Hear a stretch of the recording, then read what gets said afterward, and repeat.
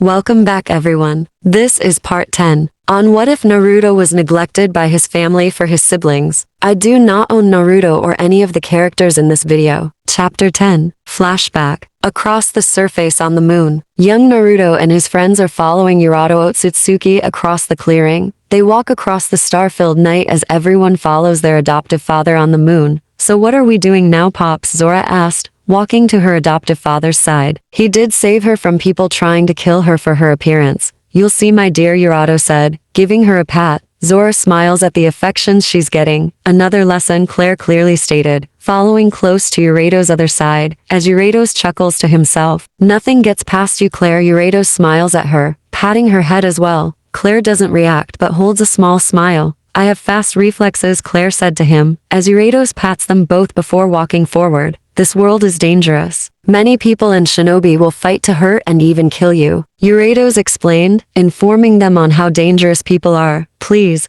those ninjas can't even match my taijutsu, let alone my punches. Vegeta scoffs at ninjas as being dangerous to him. Riser agrees with the simpleton. We are trained by the most powerful warriors in history. Our own chakra was trained by legends, making us unbeatable. Riser brags in agreement with Vegeta. How foolish. Genji shakes his head at the two, with Naruto nodding. We can kick those two asses together, Naruto said, both knowing not to underestimate others. Urato held his hand to his mouth under his hood. While it is true, you are stronger and more trained compared to your average shinobi, but that doesn't make you invincible, Urato warns them, looking at both Riser and Vegeta. There are many techniques and abilities that can kill you instantly. Urato warns gravely, getting some of them scared. Taijutsu that can stop your heart, ninjutsu that can leave you crippled, genjutsu that confused you for a few seconds, long enough to slit your throat. Urato explains the various ways they can get killed, as some look scared while others look determined.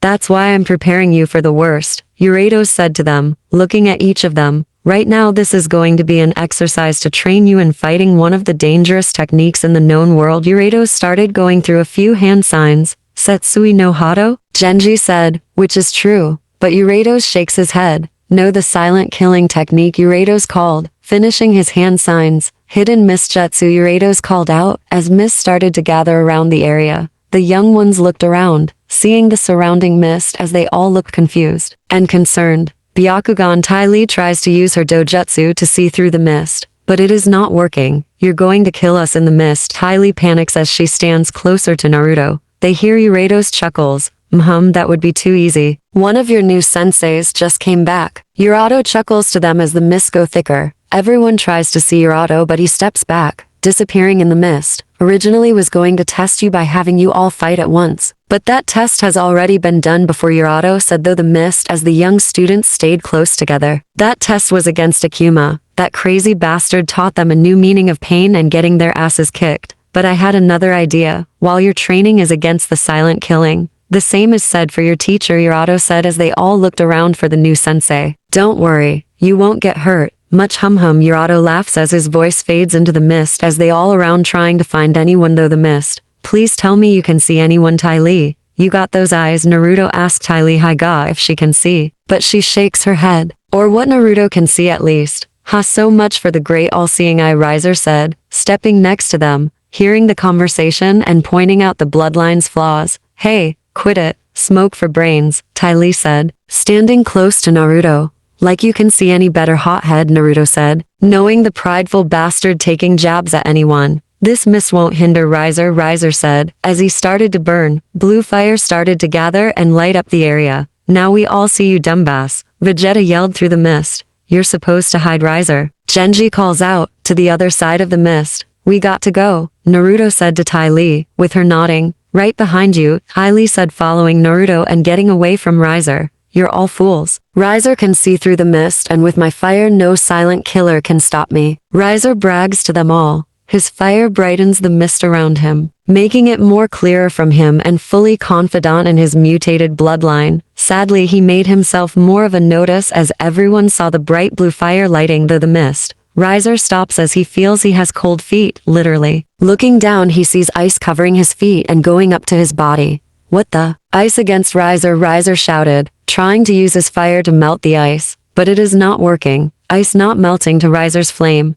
Impossibly, Riser shouted as he ice freeze over him. He never noticed the masked person. Behind him, everyone else heard Riser screaming and the blue light closing in the mist. He didn't say ice, did he? Fu asked scared. She with Claire and Zora, who are already in the mist. He did indeed say ice, Claire answered the question, as Zora looked around. That can't be right. The Yuki clan was said to be extinct, Zora said, aware of the Mist Village history and the clans that been genocide. So the new teacher knows ice release. Cool, Fu pun with a smile but stopped. Wait, Riser's fire can't melt ice. That's not how ice works, right? Fu said, realizing Riser blue fire couldn't melt the ice. Riser's fire is roughly 2500C to 300C. It should melt the ice with ease, unless her ice is colder than the flame, Genji explained, walking though passing them as iron sand gathered round him. Using the iron to surround yourself, clever, Claire notes, seeing Genji using the iron sand to walk through the mist and defend himself from any attack. Thank you. My magnetic sense helps sense though the mist and both my iron and bone are a natural advantage against the silent killer. Genji said, walking through the mist with the iron sand surrounding him. He is doing well, using his bloodlines, Claire said, seeing Genji taking a smarter approach compared to Riser. Zora shakes her hand. It won't work. It didn't work with the Kagaya clan. Zora shakes her head, knowing the bloody mist history and how the Kagaya clan meet their end. You're doing pretty well in the mist, Zora, Fu mentions. She is nervous in the mist, but Zora is completely fine in the mist. I live in the mist. Bug, now follow me, Zora said, as she walks through the mist with Fu and Claire following behind. Genji feels the iron sand around him, using his natural magnetic field to keep himself surrounded by iron. He walks forward through the mist, feeling around with his iron sand, until the iron hits something. Looking forward and putting his hand on it, he feels cold ice. Genji looks closer to see Riser's frozen body. Always the prideful fool, Genji said to him, and then he felt a shift in his iron sand. Iron spikes, Genji said. Iron sand shoot out spike to the shift. Looking forward, he saw the iron spike piercing an ice statue. An ice clone, Genji said, looking at the frozen clone, seeing the shape of the woman and examining it, not feeling or hearing the presence behind him as he too focused on the frozen statue. Genji felt a hit at the back of his head as he got knocked unconscious as the iron scattered on the floor. Vegeta looks around the mist as he walks though, while holding his fist up, ready for anything. This is bullshit, can see shit, hearing everybody, and I can't tell who I want to hit more, Vegeta growls as he tries to punch the side, hoping to hit someone, but he hit nothing but air. Damn it, stupid mist, Vegeta shout, doing a jumping spinning kick in frustration. Ow, Vegeta hit someone. What the hell, jackass? Naruto holds his head in pain. Vegeta scoffs. Seriously, watch where you're going, Blondie. Vegeta scoffs at him. Naruto gets pissed. You kicked me in the face. And it's somehow my fault? Naruto growls at him, walking towards him, leaving Ty Lee behind. You're doing this now, Ty Lee blankly said. Can't believe they would do this. Don't you have that Uzumaki sensing crap? You should be better at this, Vegeta points out, getting in Naruto's face. Yeah, I sense you ego from the other side of the moon. It's so big I can't sense anything else, Naruto said, going to Vegeta face, which is true. Naruto is a sensors, however he's still new at it. With multiply high-powered chakra user always surrounding him and this mist isn't helping. Oh, you notice how powerful I am, huh? Feeling how big my balls are, Vegeta brags his power to Naruto. More like how much you smell like shit. When was the last time you showered down there? Naruto insults back as they both get ready to come to blows. Yeah, I'm not helping either of you. Ty Lee waved her hands, not getting involved in this as she walked away into the mist, better away from the two and near them. Your ass is grass, vegetable head. Naruto insults, getting ready to fight. You won't have an ass when I'm done kicking it, fish cake, Vegeta said, starting to fight. Both go for a punch, but hands grab both their wrists, stopping them. What the? Both said, looking to the side to see a masked person holding wrist. The person pulled their wrists together as both slammed into each other. Ow, Naruto groans, slamming into Vegeta. Damn it, Vegeta groans as well, smashing Naruto with his head. The figure kicks Vegeta, sending him into Naruto, knocking both of them to the side. Both of them screamed from the hit. The figure looks at them with a chuckle before going back to the mist. God damn it, Naruto said, feeling Vegeta on him. You distracted me, Vegeta groans on top of Naruto. Naruto pushes him off.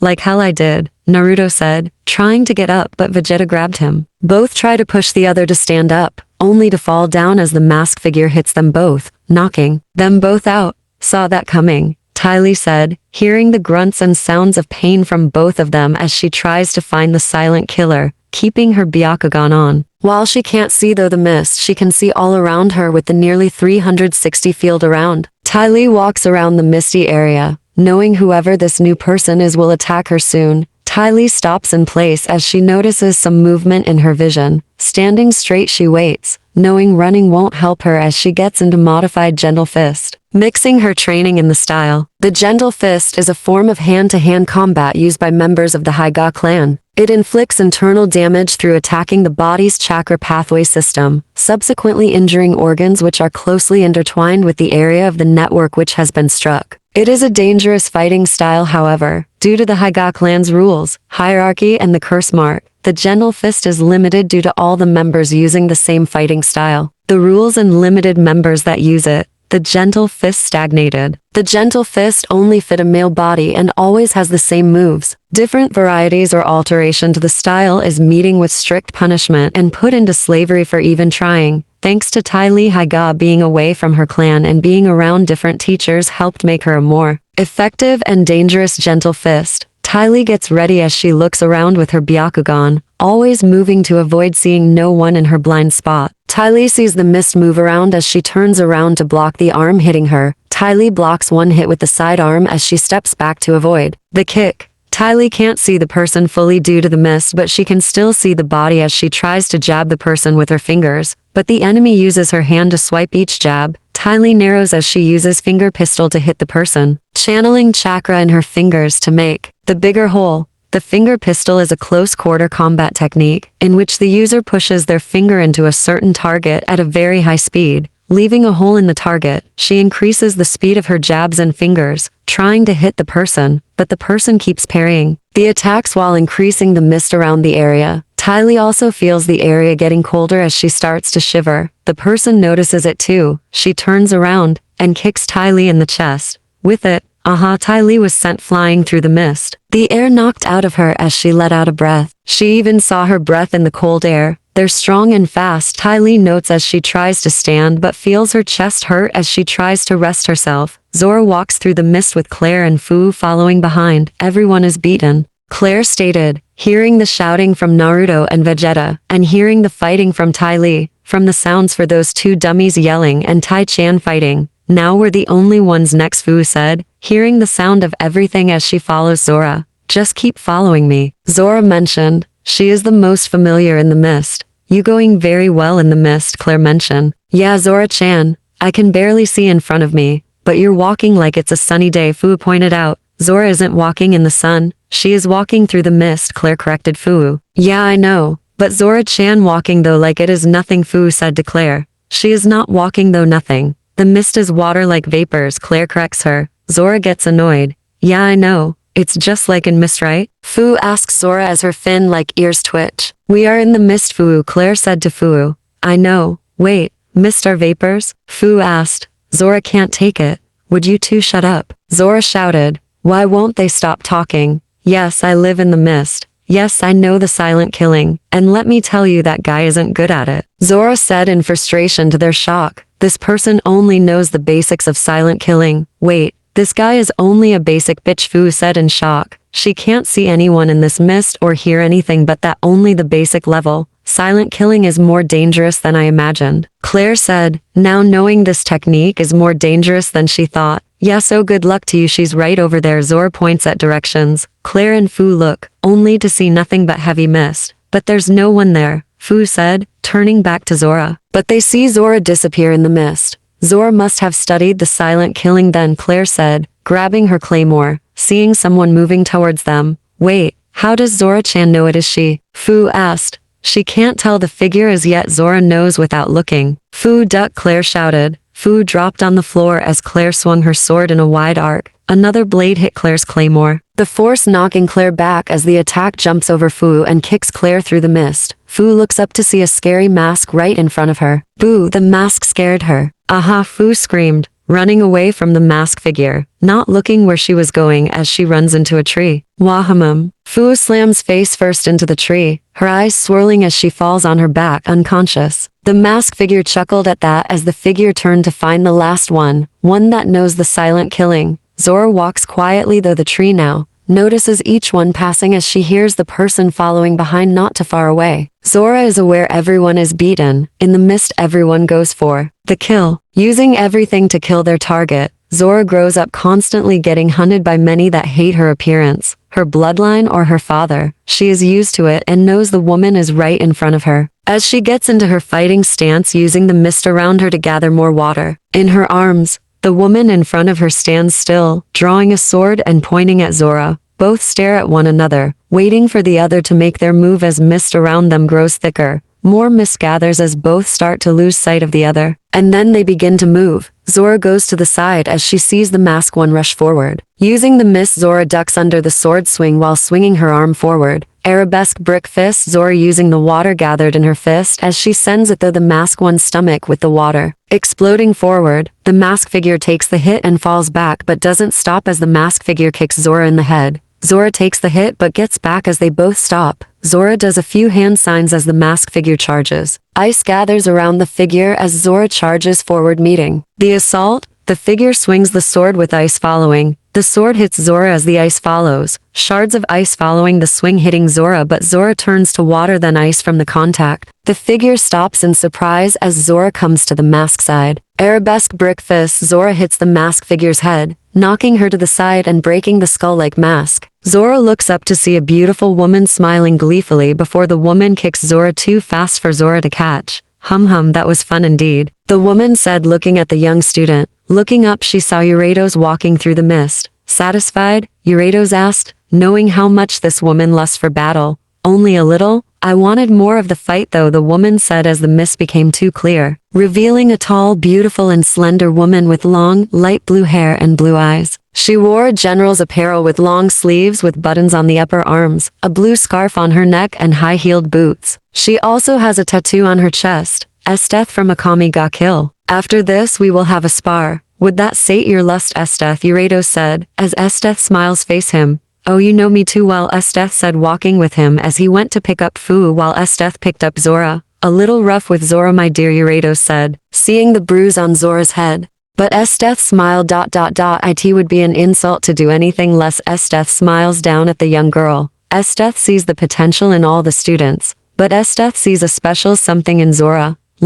Zora woke up. Feel a hand of her head as she opens her eyes to see Eurytos standing over her with a green. Pops? Zora asked as Eurytos pats her. You did very well, little one. I'm proud of you, Eurytos said to her. Give her a pat as she smiles while standing up. See everyone with cuts and bruises healing up with the blue-haired woman smiling at them. She was born in the mist. It was unfair, Fu complained, putting an ice pack on her head, pointing at Zora. At least she fought our new teacher, Claire pointed out, as two people glared at one another. If you didn't kick me in the head, I would have found her. Naruto said, glaring at Vegeta with hate. Maybe if you got your head out of your ass. You see my kick coming, Vegeta said back. They were about to come to blows but Naruto came between them, putting his hands on their heads stopping them. Enough. You all did well against the silent killing technique, Eurytos said, looking at them all. Some better than others, Eurytos notes, looking at a few more of them. Now you know there are things more dangerous than us. Despite your training and your advantages you can still be killed, Eurytos warns them all as he presents Esth. Allow me to introduce Esth. Yuki, Eurytos introduced as Esth smiles at them. You all have potential but you're all too weak, Esth said, as some get pissed at what she said.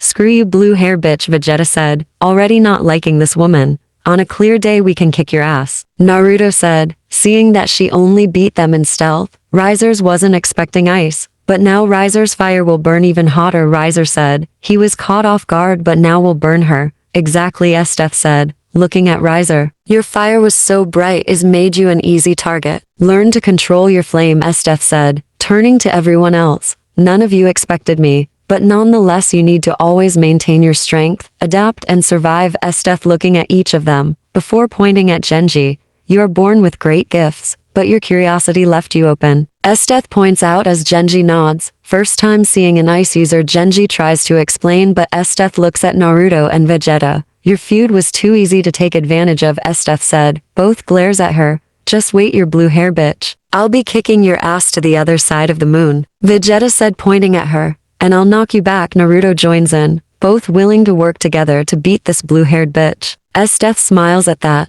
I'm looking forward to it, Esth said to the confusions of the two, both looking at each other with shrugs as Esth walks to Ty Lee. You came from a strong clan but weakened due to politics. Here you are unbound by rules to keep you weak. Don't follow your clan. They only hold you back, Esth advises, seeing her modifying the gentle fist but still following her clan's ways.